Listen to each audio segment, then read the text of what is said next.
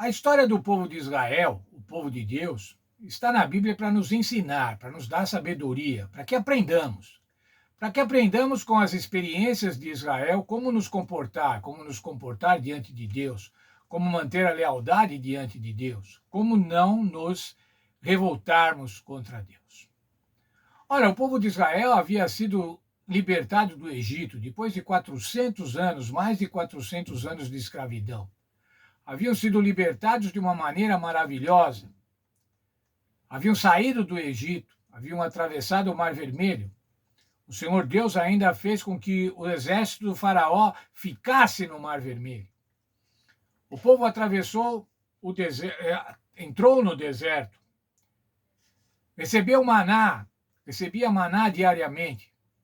Mas qualquer problema que surgiam, eles se revoltavam contra Deus, se revoltavam contra Moisés. Na verdade, blasfemavam. Por que é que nos trouxe para cá? Porque Deus nos trouxe para cá, para que a gente morra no deserto. E agora eles estavam num lugar chamado Meribá. Você vê essa descrição no livro de Êxodo, nos versos 17, de 1 a 7. E o que acontecia lá? Agora estava faltando água, eles não tinham água. E começaram então a reclamar. Queriam até fazer com que Moisés fosse punido por levá-los até lá. O verso 17, ou melhor, o verso 7 de Êxodo 17 diz assim: tentaram ao Senhor dizendo, está o Senhor no meio de nós ou não? Olha, irmãos, tantas evidências milagrosas, e o povo falava assim, mas Deus está com a gente ou não está? Ou nós vamos morrer aqui nesse deserto? Esse foi o teste. Agora o povo testou a Deus. Mas o Salmo 81, inverte isso. Mostra que foi Deus que testou a Israel. Eu vou ler um texto da nossa lição. Foi em Meribá que Israel testou a Deus, desafiando sua fidelidade e poder para prover as suas necessidades. O Salmo 81 faz uma inversão intrigante e interpreta o mesmo evento como um momento em que Deus testou a Israel. E por sua desobediência e falta de confiança, o povo falhou no teste divino. Era Deus que estava testando o povo, testando a confiança, testando a fé do povo. E o que é que nos ensina, então, o Salmo 81? A referência a Meribá transmite dupla mensagem. Primeiro, o povo de Deus não deve repetir os erros das gerações passadas, mas precisa confiar nele e andar no seu caminho. Segundo, embora o povo tenha falhado no teste, Deus o socorreu. A graça salvadora no passado assegura a graça às novas gerações. O que é que devemos aprender, então, irmãos, hoje? Não o povo de Israel, mas o que nós devemos aprender hoje com relação a esse evento do povo de Israel? Primeiro, irmãos, nós não devemos cometer os erros do passado.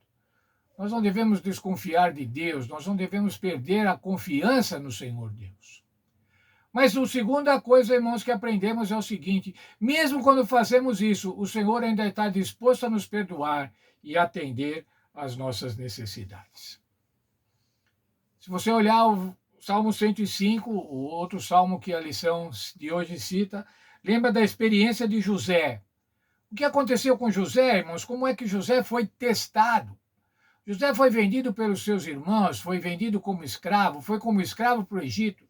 Prosperou enquanto escravo, mas foi preso por causa de uma mentira. E lá então, irmãos, depois na prisão, o Senhor proveu para que houvesse circunstâncias para que ele pudesse ser solto, ao interpretar os sonhos do faraó. Mas o que é que Deus estava fazendo com José, desculpe? O Senhor estava preparando José para a tarefa que ele teria no futuro. Qual era a tarefa? Livrar o povo de Deus. Livrar o povo de Deus naquela condição de seca em toda a região. E ao livrar o povo de Deus, o que José estava fazendo, irmãos? Estava garantindo que no povo de Deus nasceria a semente, nasceria o remanescente que salvaria. Ele estava garantindo um povo onde nasceria o Senhor Jesus Cristo. Veja aqui um texto da nossa lição. O Salmo 105 mostra que as provações foram um meio divino de testar a confiança de José na sua palavra e no seu futuro. No hebraico, sarap, quer dizer provado, no verso 19 de Salmo 81, transmite um senso de limpeza, refinamento, purificação. O objetivo do teste da fé de José era remover qualquer dúvida quanto à promessa divina e fortalecer a confiança dele na orientação de Deus.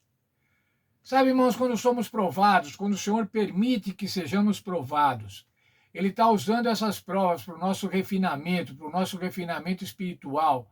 É um exercício da nossa fé, um exercício da nossa confiança. O verso 105, o verso 19 do Salmo 105, diz assim: até cumprir-se a profecia a respeito dele e tê-lo provado a palavra do Senhor. Falando com relação a José. Mas então, veja lá, irmãos, a disciplina divina, as provas e os testes são para o fortalecimento dos seus filhos. E a rejeição à instrução divina resulta numa crescente teimosia e endurecimento do coração. Quero ler ainda outro texto da nossa lição. Deus requer pronta e incondicional obediência à sua lei. Os homens, porém, estão adormecidos ou paralisados pelos enganos de Satanás, que sugere desculpas e subterfúgios e lhes vence os escrúpulos, dizendo, como dissera a Eva no jardim: é certo que não morrereis. Dessa maneira, Satanás fez com que Eva caísse, com que Eva desconfiasse de Deus e agisse contrariamente à vontade de Deus. Ainda hoje, irmão, Satanás faz a mesma coisa, para que cada um de nós contrarie a vontade de Deus, desobedeça a Deus, seja desleal a Ele. Dizendo assim, olha, não é desse jeito mesmo, isso é coisa do passado. Não, agora você tem que ser tolerante, você tem que ser inclusivo. Não é desse jeito, não. Isso funcionava na época de Moisés, isso é coisa do Velho Testamento. Agora nós estamos no amor de Cristo e, portanto, você vai ser sempre perdoado. A graça. Temos a graça, mas não uma graça barata, irmãos, uma graça irresponsável. A desobediência não só endurece o coração e a consciência do culpado, mas tende também a corromper a fé dos outros. Fiquei impressionado com esse pensamento. Aquilo que a princípio se lhes afigurava como errado, gradualmente perde esse aspecto por estar constantemente perante a pessoa que finalmente ela duvida de que seja de fato pecado. Olha, irmãos, quando alguém vê que você pratica pecado e que você costuma praticar esse pecado sempre para aquela pessoa também, isso não vai ter mais aquela importância de pecado, aquela gravidade do pecado, e ela passará também facilmente a fazer. O pecado, irmãos, tem uma involução, eu diria uma involução. O que acontece, irmãos? Você primeiro contempla o pecado, depois você pratica o pecado. Pratica de uma maneira, sim, uma única maneira, uma vez ou outra.